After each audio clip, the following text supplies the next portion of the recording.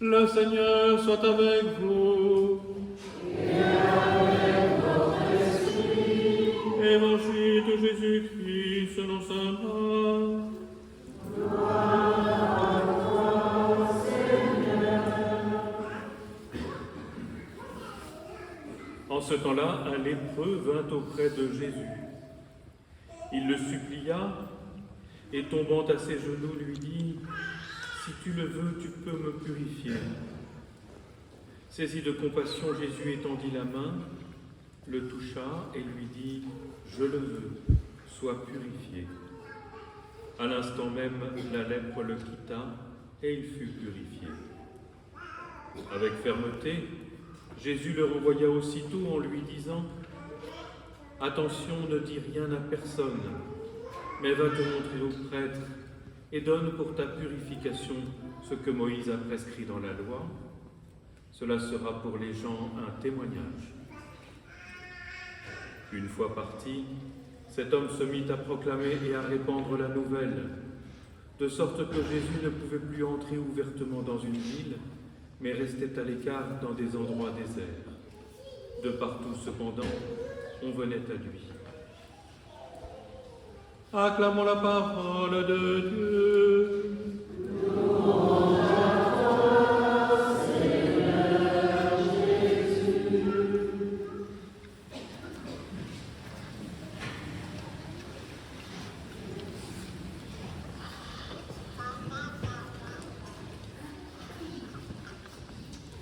Commençons en ce dimanche de la santé par une petite devinette. Je vais vous lire un très bref témoignage et il faudra essayer de deviner de quelle maladie il s'agit.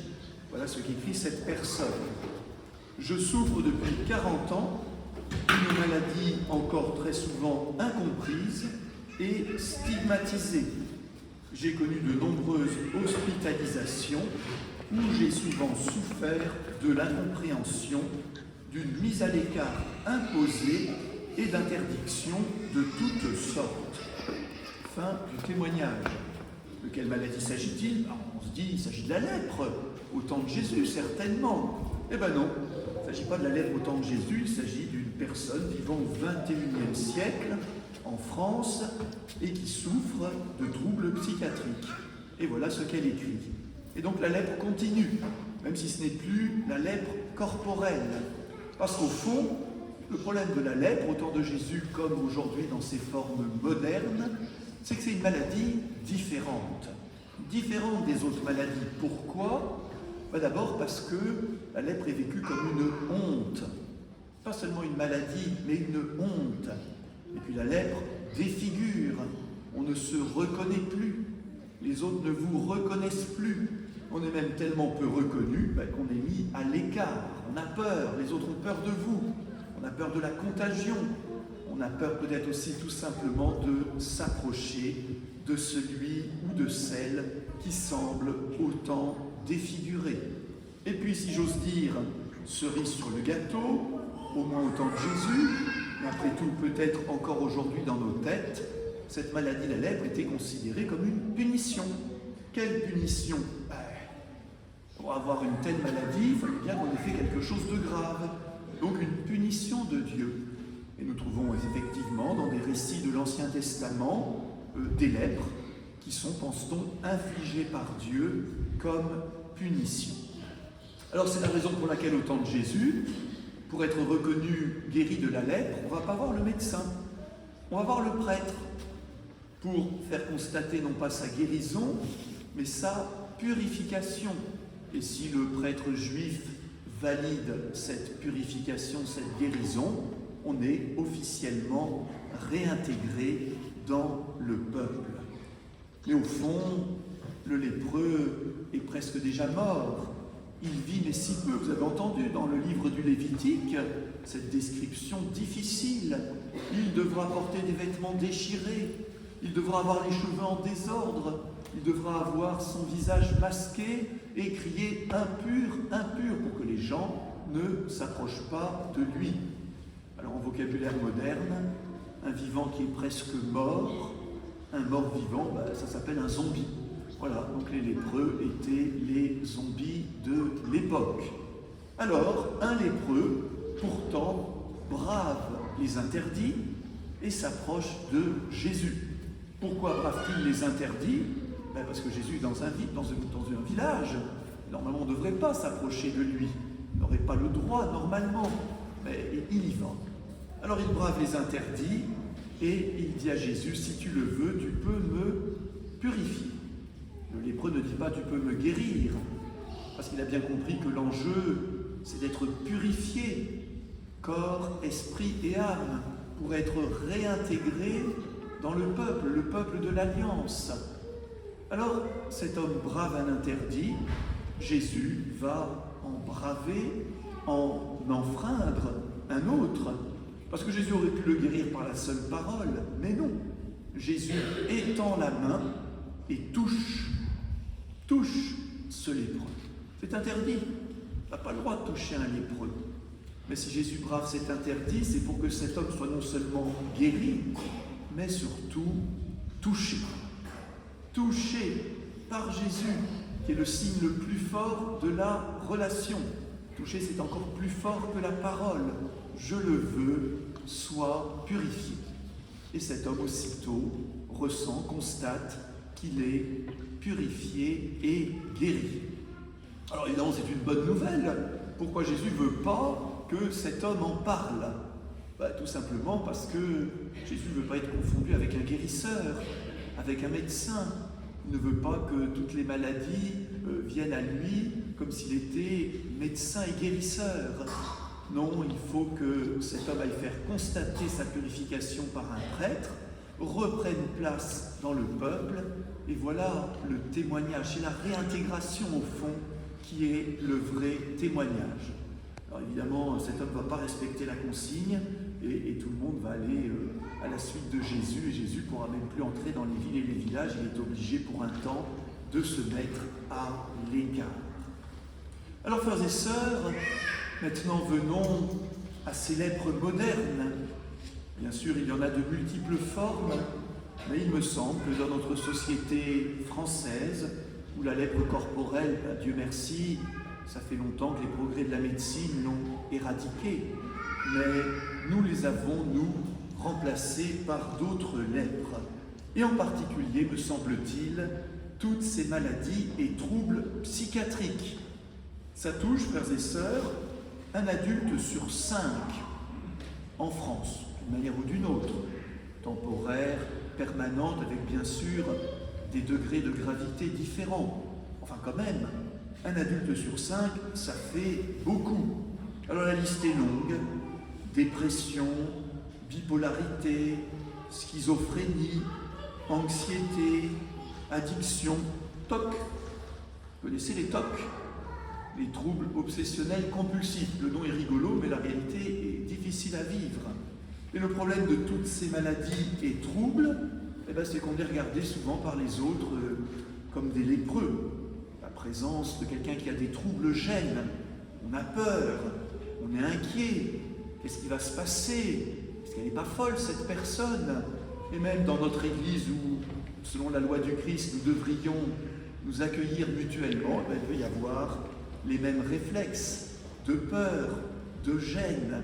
Et finalement, d'une manière ou d'une autre, nous risquons de mettre à l'écart, de nous tenir à distance de nos frères et sœurs qui, d'une manière ou d'une autre, souffrent d'un trouble ou d'une maladie psychologique, psychiatrique, psychique. Alors, que peut faire Jésus? Jésus continue de faire du haut du ciel, par son Église, dont il est la tête, ce qu'il a fait dans le temps où il était avec nous sur cette terre. Autrement dit, il continue de purifier. Alors évidemment, j'en suis bien conscient, ceux et celles qui parmi nous souffrent de ces troubles voudraient être guéris totalement. Voilà, que ça disparaisse. Et le problème de la maladie psychique, c'est que c'est pas exactement comme avoir la grippe. Bon, la grippe, on prend des antibiotiques et puis très souvent la grippe s'en va et on est totalement guéri. Mais la maladie psychique est très liée à ce que nous sommes, très liée à notre histoire. Finalement, il est rare qu'on en guérisse totalement, mais ce que le Seigneur veut, c'est nous purifier. Nous purifier de quoi? Purifier d'abord peut-être du regard qu'on porte sur soi-même quand on souffre de ces troubles. Peut-être qu'au fond, le Seigneur veut nous réconcilier avec ce que nous sommes. Je poursuis le témoignage de cette personne, elle n'habite pas du tout Bagneux. Voilà, ce regard qu'elle porte sur sa propre maladie, elle dit « En regardant mon chemin, je constate que, après chaque passage de désespoir, est venu un apaisement, un retour à la vie.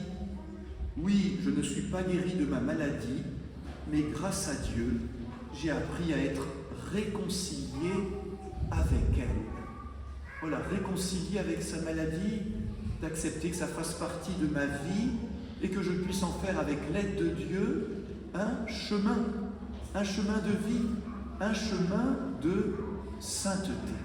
Vous voyez, frères et sœurs, ça fait 24 ans que je suis prêtre et j'en ai vu des chemins de sainteté. Et des chemins de sainteté aussi de frères et sœurs souffrant de troubles psychiatriques. Mais en fait, qu'importe, le Seigneur creuse en chacun de nous, à travers nos maladies, un vrai chemin de sainteté. Voilà la première purification que Jésus veut offrir à ceux et celles qui vivent cette maladie psychique. Mais pas seulement. Le Seigneur Jésus veut aussi purifier notre regard à nous, le regard que nous portons sur ces maladies, sur nos frères et sœurs. Il veut abolir en nous cette peur, cette gêne, cette mise à l'écart. N'aie pas peur de t'approcher de ton frère et de ta sœur qui souffrent de ces maladies. Je veux purifier ton regard.